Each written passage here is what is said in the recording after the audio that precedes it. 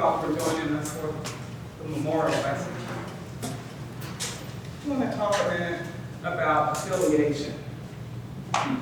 The need to belong is a basic human motive. It's a pervasive drive to form and maintain lasting relationships. In other words, we just don't do well in social isolation. We don't do well in isolation. Now that social motivation begins with the need for affiliation, which is a desire to establish social contact. Now many of us are self-proclaimed loners. I tend to be a loner. I enjoy my own company quite a bit. Even so, once I've grown tired of talking to myself, no matter how stimulating the conversation, eventually comes that desire, that drive, that motivation to seek out the company of others.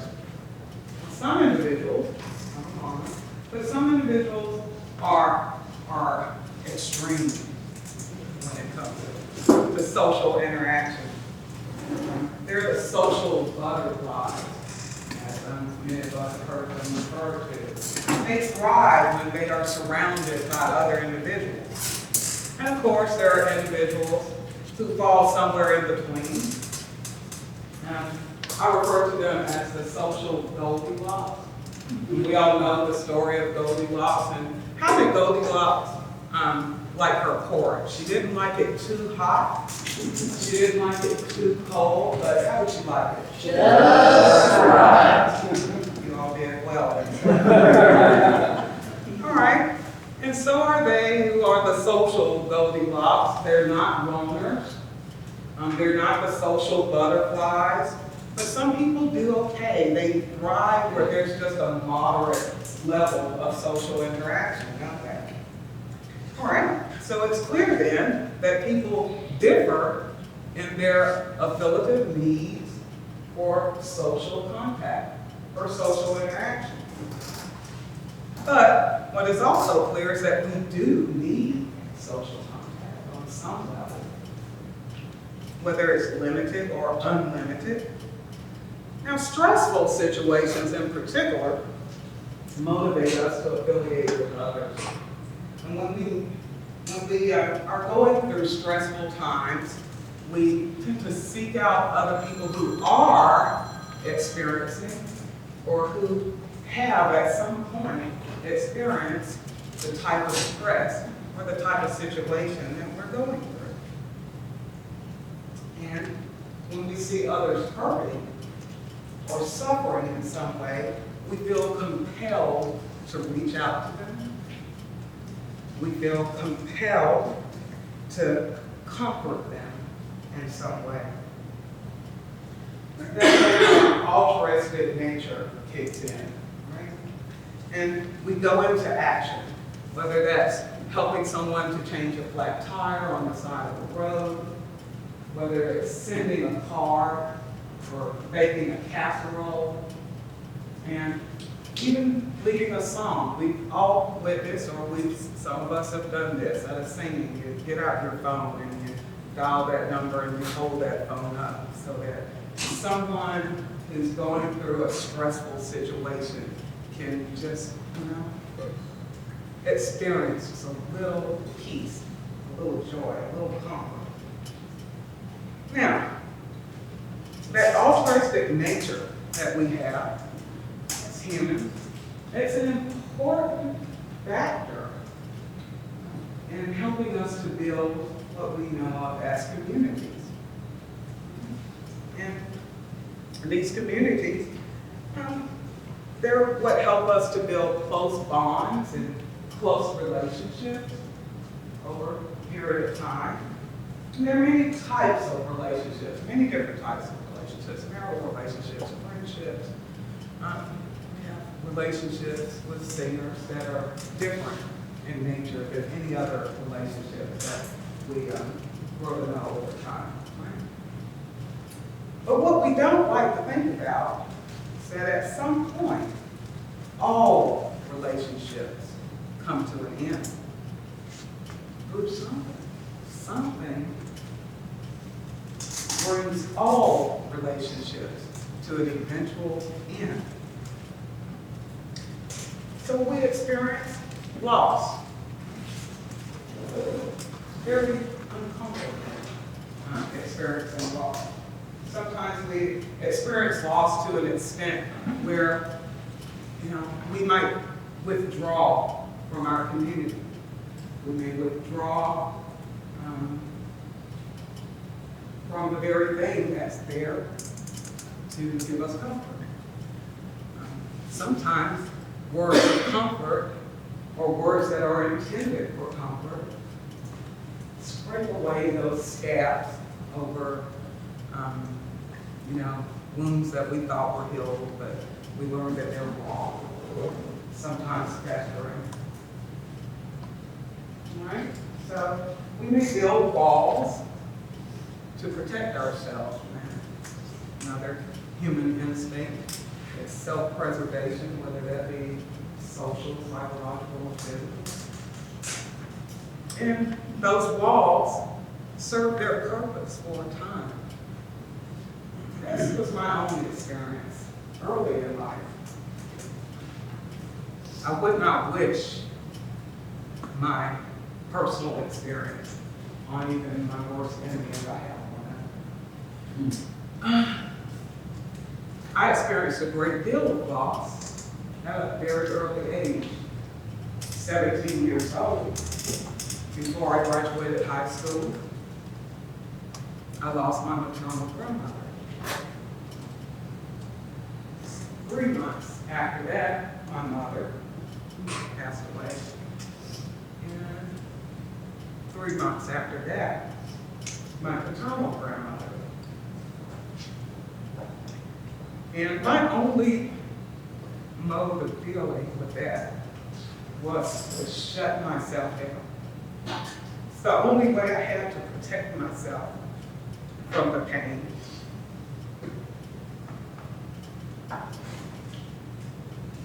Build those walls. If I don't allow anyone in, I will never love anyone enough so that when they leave, it hurts. So I protected myself from the pain. Doesn't always work. Doesn't always last.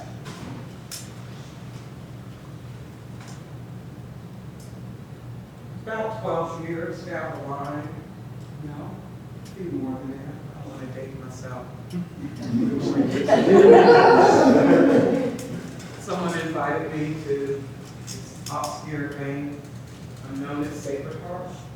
Sacred Heart singing. I went to my first singing and I enjoyed it, loved it, fell in love instantly. David was there. That first singing, I remember standing in the square with my family. David and Shane were sitting on the front row. And I heard the music standing there in the center of the square. It just wrapped around me. There is no sci-fi that matches being in the square. I said sci-fi, I do love sci-fi. I meant hi-fi.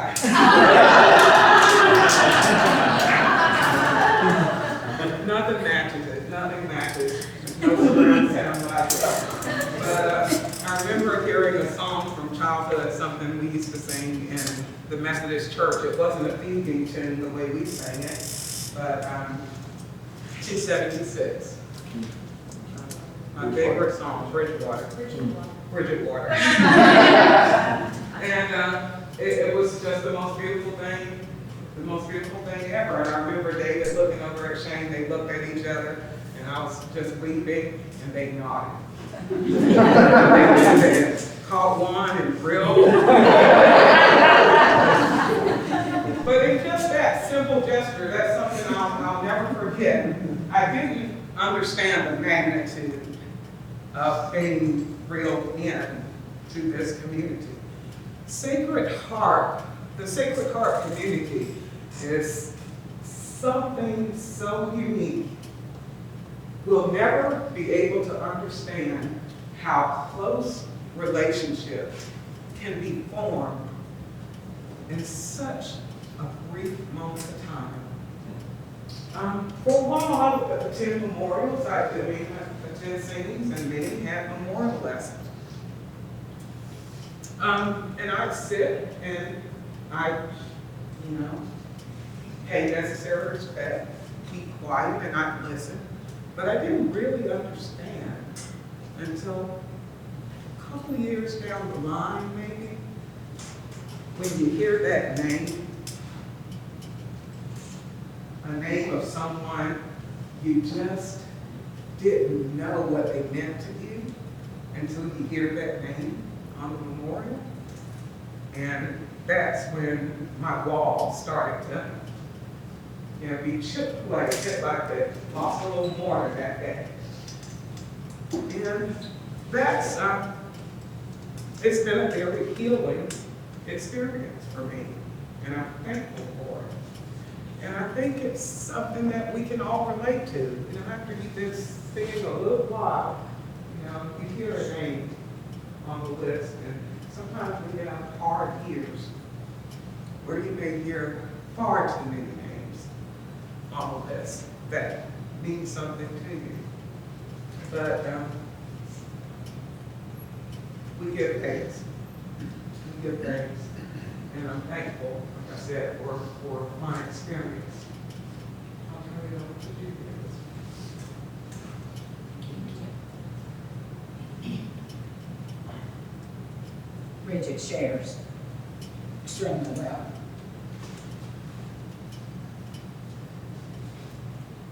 Give sorrow words. The grief that does not speak knits up for the heart and bids it break. William Shakespeare, Macbeth.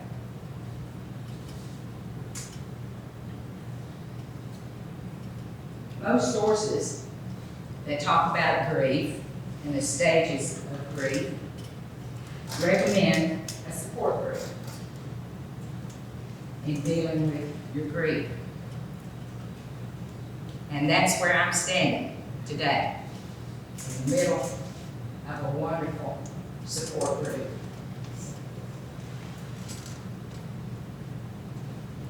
In a memorial lesson, we give sorrow words. We talk about our sick, our deceased friends. We name them. We relate stories about them. And we acknowledge the effects their lives have had on our lives. We give sorrow words. In the midst of all the sound that is the Sacred Heart singing, there comes a time when there's quiet, there's peace, tranquility. And that time is the memorial lesson time. It's a time for somber thoughts of the mortality of others and of our own mortality. It's a time for memories of past scenes, memories of laughter, memories of fellowship, memories of worship with those who can no longer be with us for whatever reason. There are records of Sacred Heart singing conventions in the U.S. that date back more than 100 years. And in these records, memorial lessons are included. So we know that this is a long-standing tradition.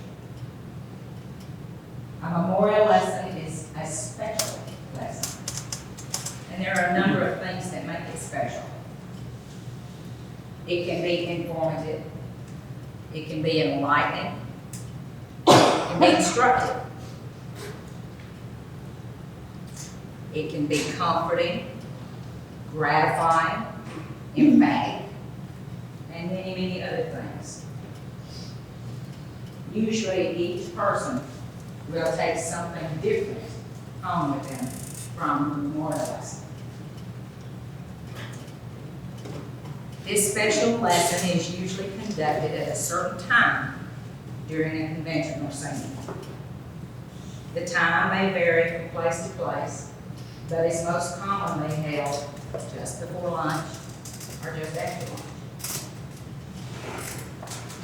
There's no set length of time for a memorial lesson, but usually 10 to 20 minutes will be set aside, especially for the memorial lesson.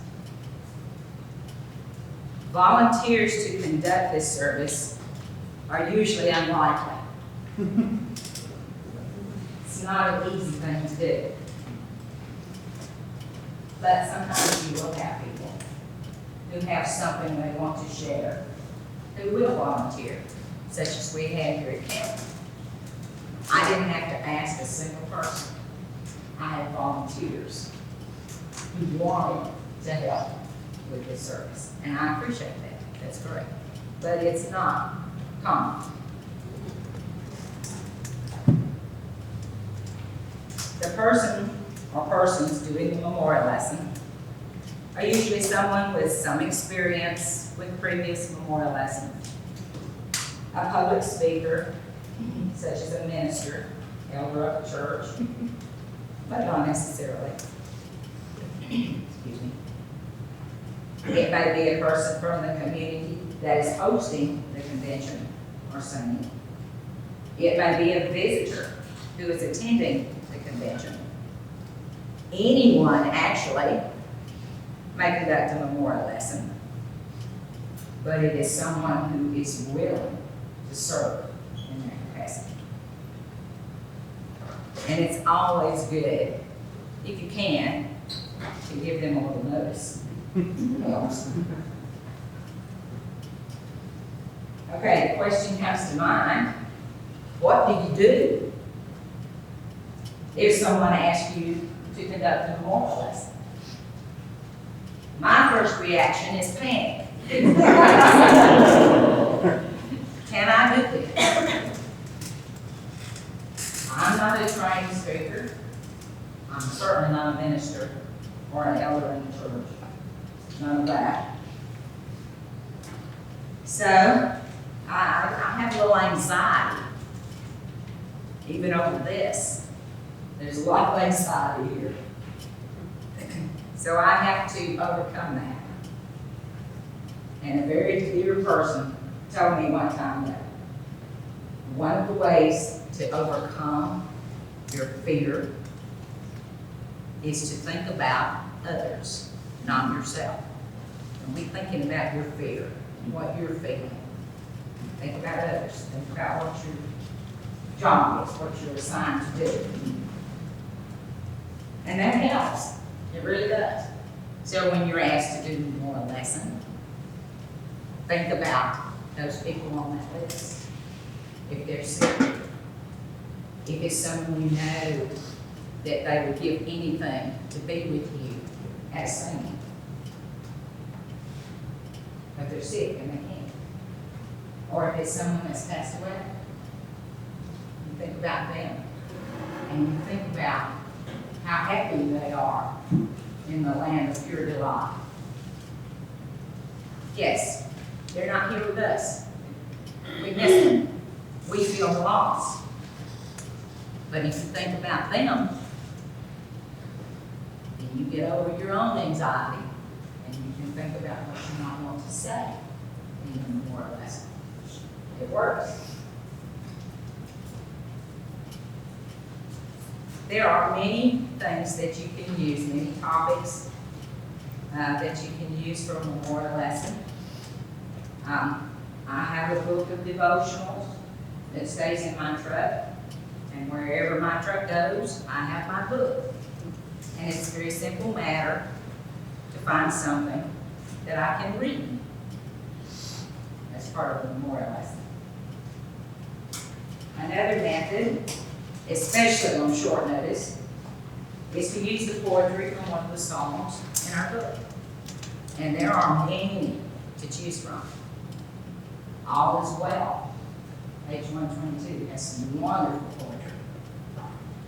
Weep not, my friends, weep not for me. My sins forgiven, and I am free. All is well. Man's Redemption, page 322 in my book. The glorious plan of man's redemption by the Son of God is wrought. What a wonderful thought. And there are many, many more that you can use as subject matter for your memorial lesson. Other examples, of course, a Bible verse or verses, a poem, or if you're experienced and a public speaker, you can just speak off the cuff. Whatever you're feeling in your heart, you can express as part of the memorial lesson. And there are other times when the memorial committee will simply read the names on the list, lead a song, and that's it. And that's very appropriate as well. It seems to me that no matter what subject matter you choose to talk about, if you choose to talk, there is one message that always comes through. And that message is that we are bound together by this music. And this is what makes us a support group, because we are bound. And as Bridget said, we feel compelled to try to reach out to our friends who are hurting and offer some comfort. Grief is an individual process. There's nobody on this earth that can make it any easier for you. You've got to go through what you've got to go through. But our singing community, our singing family and friends are there to support us, to give us comfort. They're there.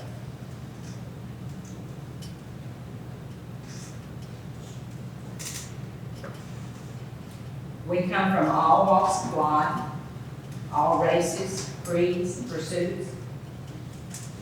And yet, we gather around the hall square to sing. We develop those relationships that Bridget spoke about that you can't find anywhere else.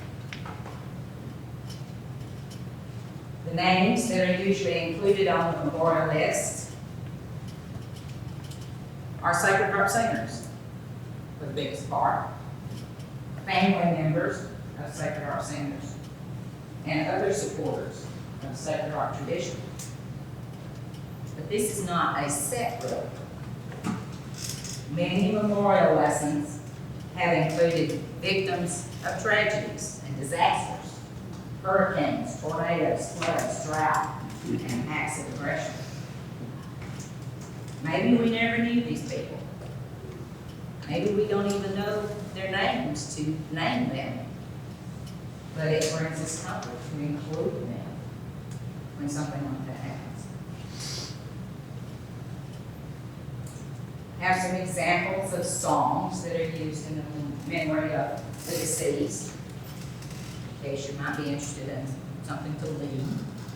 Happy Land, Prospect, Arnold, Leading Days, many, many others. For the sick and shut in, it might be Odom, The Christian's Hope, Ortonville, Abbeville, and again, many, many others. Our songbook is full. Maybe you might not choose 346. That might not be appropriate for memorialism.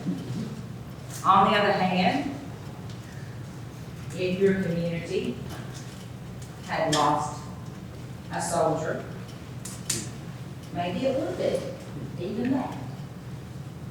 So it depends a lot of times on what has happened, where you are, and who you are.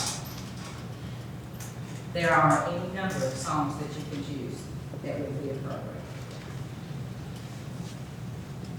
Memorial lessons are usually closed with prayer. And I suppose that comes from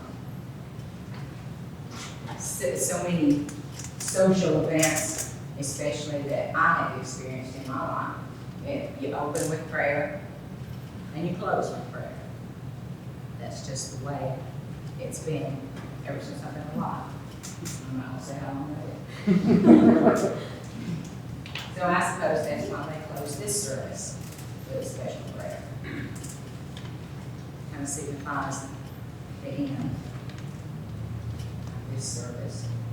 And then you can go back to singing at the top of your lungs and enjoy your singing. We have prepared a memorial lesson for today. Does anyone have any questions about the memorial lesson before we start? Okay. Our memorial committee will now take over this class. Nicholas, I believe you first. Thank you.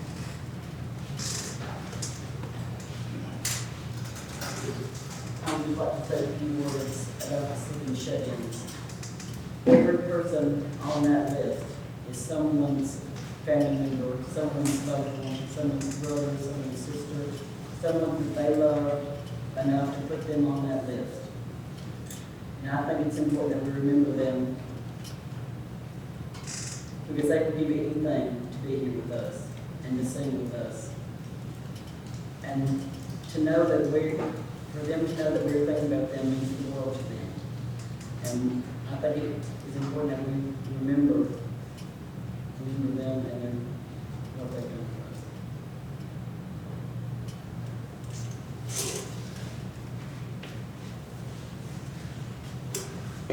The list of names for the sick and shut-ins are Josephine Denny, Martha Wade, S.T. Reed, Sammy Oliver, Evelyn Harris, Betty Wright, Tony Smith, LaVoy Smith, June Jones, Roy and Louise Nelson, and Margaret Thacker.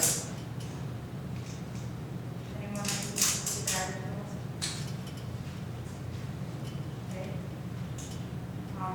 Bays is going to lead us on.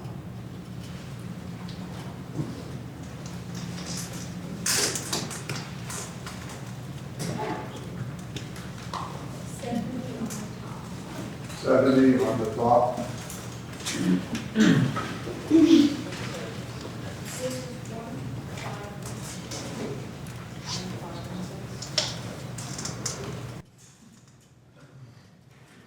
La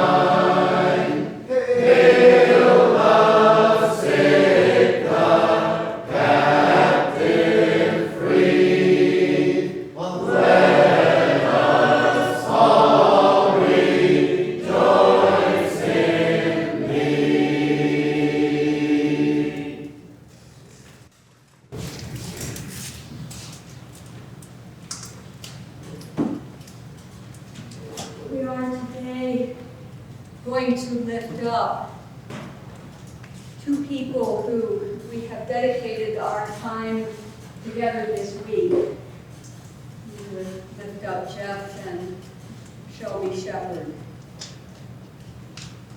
I met Jeff and Shelby when I came down in 2007 for the Muscadine Independence Day singing, which is neither at Muscadine nor on Independence Day.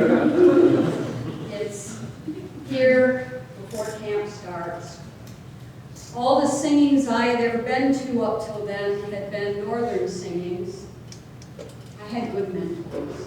My mentors had told me that those northern singings are a mere shadow of what real singings are like. And in order to know what real singings are like, I needed to come south and sit at the feet of the masters. And the masters were Shelby and Jeff Shepherd. So I came down with anticipatory awe. And my initial impression added fear to that a little bit. Jeff took the center of the square and sort of hollered at everybody to stop milling around so he could get the singing started. And he began to do announcements, and Shelby hollered from the arranging table something he'd forgotten. And I thought to myself, oh my God, they're so wonderful. I know so much. It's kind of scary. That night, in the treble section where I had no business being, because I should have learned tenor first, Jeff sat down next to me, and I was immediately warmed. He was open and loving and welcoming, and not at all something that one needed to fear. Unless, of course, you had the tendency to stomp while you led. In which case, Jeff was certainly someone to be reckoned with. Or if you went to Miss Shelby's boot camp, anticipating that she might compliment you on your style, only to find that that was not the point.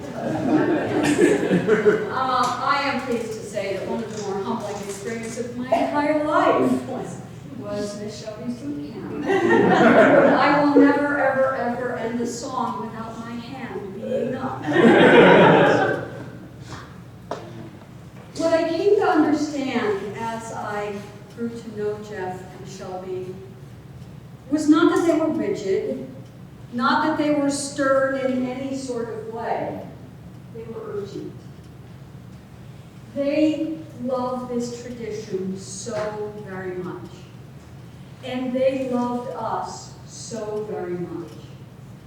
And they realized that they had so much they needed to teach us and so little time to do it. And so it was critically important, because in order for the tradition to be passed on, it must be done correctly. It was so critically important that they teach us what they could teach us as quickly as they could teach us.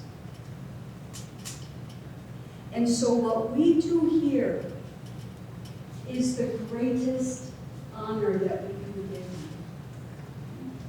This is their legacy. We pass on what was passed on to them. And as we pass it on, they are passed on as well. My favorite image of the resurrection is dandelion, which, unlike any other flower that withers and fades as it dies, a dandelion blooms again. And as it dies, it explodes itself into the world in a way that no one has ever been able to figure out how to control. That is the resurrection. Each one of us has one of those seeds from Jeff and Shelby in us that we are spreading through the world. One of important things that Jeff and Shelby did. I learned from my mentors. They came down here and met Jeff and Shelby from Chicago. I was mentored by Ted Mercer and Judy and Molly Huff. They're not slouches.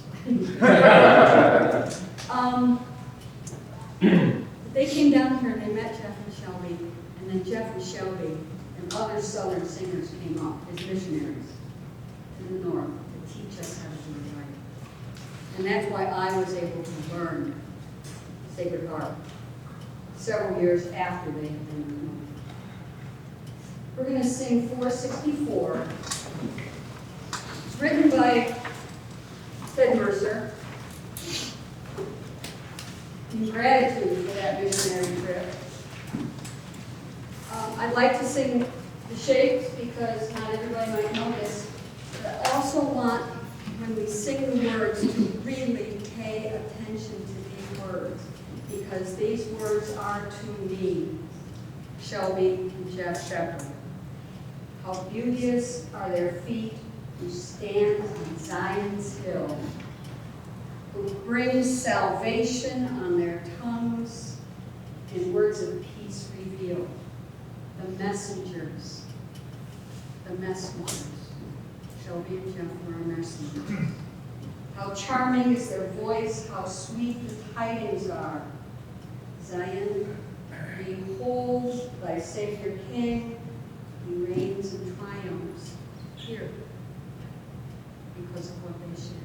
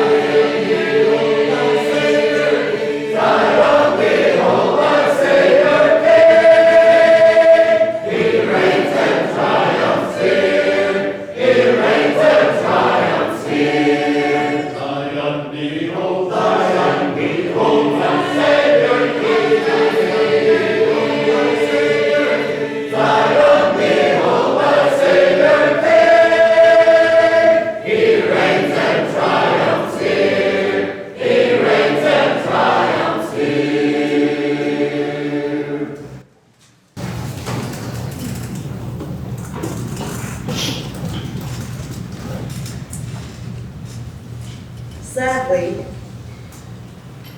we have lost so many more pioneers and so many more, I'll call them front runners of this tradition than Jeff and Shelby Shepherd. And so this is the time that we take to remember those other folks who've gone on to that heavenly land. And with death in general, I think people often struggle in the face of it expressing their true emotions toward the act of their friend or loved one dying.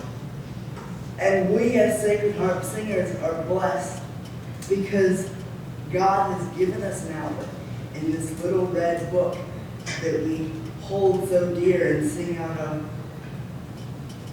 at the top of our lungs, this music serves as medicine, as hope, as a reassurance that one day we will all go up to that glorious land that we call heaven. And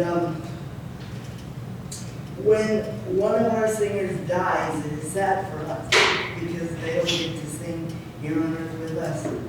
But it's also a happy thought to imagine, wow, what singings are they having up there?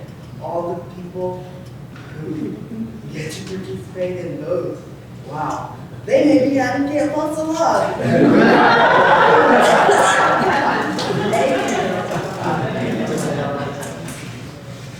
But so it's a sense of peace in knowing that we, in their absence now, have the ability and I can assume among us the willingness to continue to preserve these traditions and to continue to, with our best effort, probably never the same,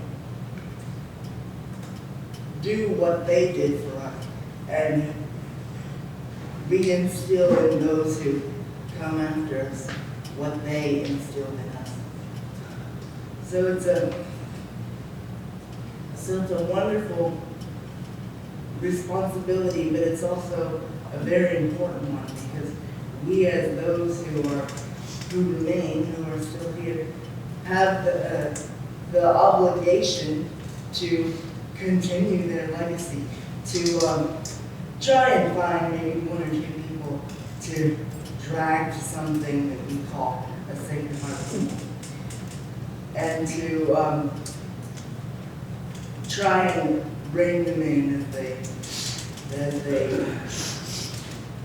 they become so overwhelmed by the beautiful cacophonous sound of what they hear.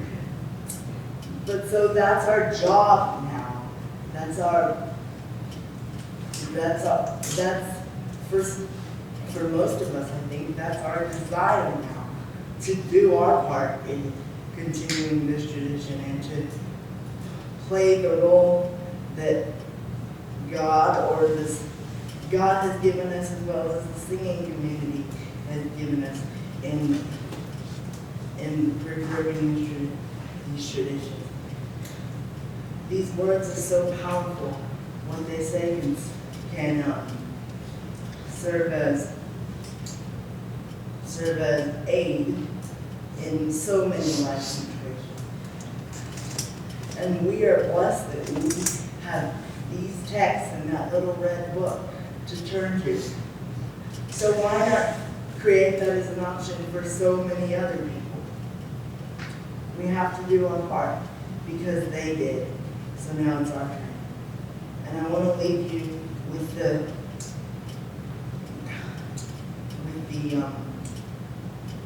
message that use this book as an outlet. Use it as a source of hope and faith and, as I said, reassurance. Because it was given to you for a reason. Use it in the aid of your own trials and troubles, and use it in the aid of others. We have the privilege when we come to an Ollie singing and when we hear the names that are on the memorial lesson, we may think of songs that are associated with a particular person. If on a song that has a particularly strong part that they may have sang, we may even be able to picture their face as they sing. They have left us with so many mementos of their work to preserve Sacred Heart. So now it's our turn. I thank you very much.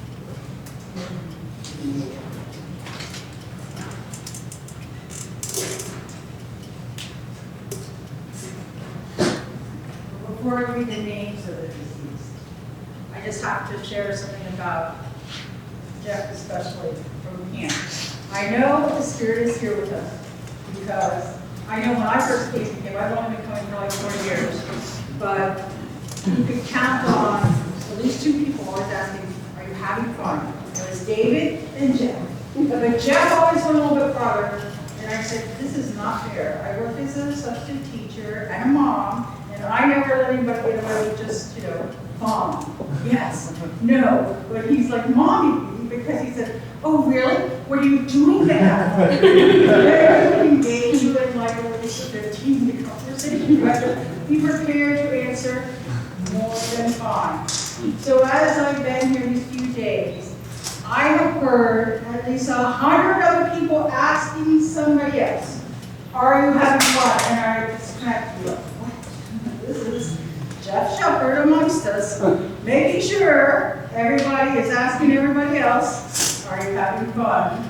So I know he is. And I didn't know Shelby as well, but I know she is because she always cared that everybody was eating and having a good time and enjoying the food. And I know that's been happening too. So our list of deceased, besides they're here, Carol Lunsford, Hobart Ivy, Marge Monroe, sorry, Sharon Cullen, Charles Lay, Carlene Griffin, Lou Poppy, Bill Ackland, Sonia Goodman, Winnie Blevins, Jeff Shepard, Shelby Shepard, Diane Manella, Dean McNeil, Josie Hyde, Mary Kitchens Gardner, Arlen Cotton, Christian Sierra, Jim Hearn. And Carrick will be leading a song and then it's going to prayer. Sing on page 459.